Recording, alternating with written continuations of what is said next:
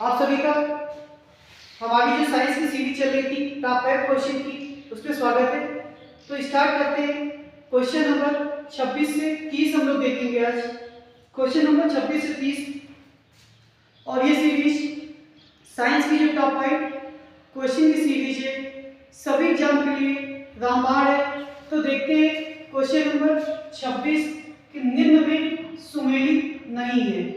Pitch blade से uranium, graphite से carbon, galena से एल्युमिनियम, अर्जेंटाइट से चांदी। तो आपको बताना है इसमें से किसका सुमेल नहीं है।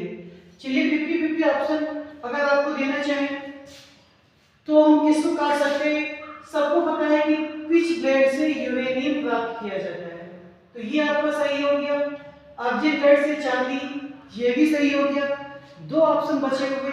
अब आपको बताना है कि किसका सुमेल नहीं है, ग्रेफाइट से कार्बन या गैलेना से एल्युमिनियम। तो सभी लोग जानते हैं कि ग्रेफाइट से कार्बन प्राप्त किया जाता है, तो इसका मतलब ऑप्शन सी कि गैलेना से एल्युमिनियम ये आपका सही सुमेल नहीं है।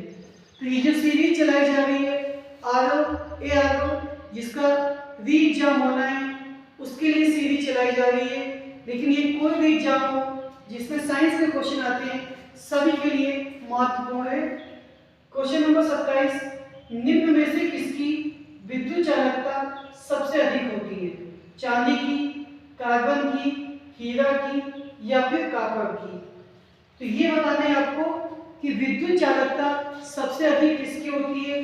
चलिए कॉपर को हमने काट दिया, हीरा को भी काट दिया। अब दो ऑप्शन आपके पास बचे हैं, चांदी या फिर कार्बन। तो जो लोग गेस कर रहे हैं कार्बन, वो लोग एकदम गलत है। करेक्ट आंसर क्या होगा कि जो विद्युत चालकता सबसे अधिक होती है वो चांदी की होती है। क्वेश्चन नंबर 28 पे आते हैं। नाभिक की त्रिज्या पूछ रहा है इसमें कि नाभिक की त्रिज्या कितनी होती है। 10 की घात -10 होती है, 10 की घात -12 होती है, 10 की घात -15 या फिर 10 की घात -16।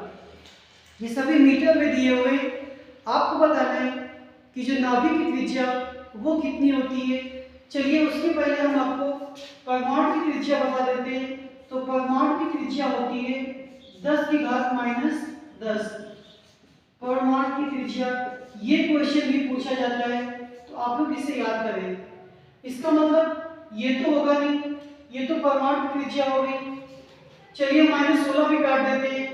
अब आपके सामने दो ऑप्शन बचे हुए, -15 या फिर -10। तो जो लोग इसका गेस कर रहे हैं कि -12 होगा, वो लोग एकदम गलत है। क्या करेक्ट आंसर होगा कि जो नाभिक की त्रिज्या होती है वो होती है 10 की घात -15 मीटर में। क्वेश्चन नंबर 29 में आते हैं। ये भी सुमेल वाला है कि हीरा, कार्बन, संगमरमर, कैल्शियम, बालू, सिलिका, मॉडिक की चांदी। आपको बताना है किसका सुमेल नहीं है। चलिए 50-50 ऑप्शन में कि हीरा, कार्बन ये सुमेलित है, बालू, सिलिका ये भी सुमेलित है।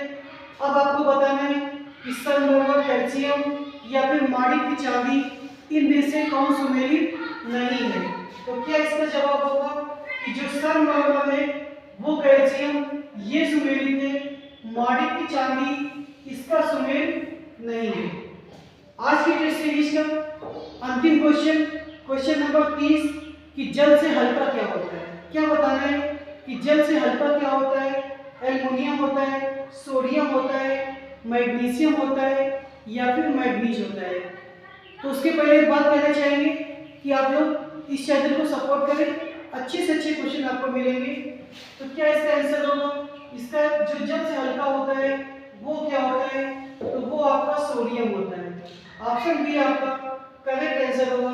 तो एक बार फिर से हम लोग स्टार्ट करते हैं क्वेश्चन और फिर सब उसके आंसर।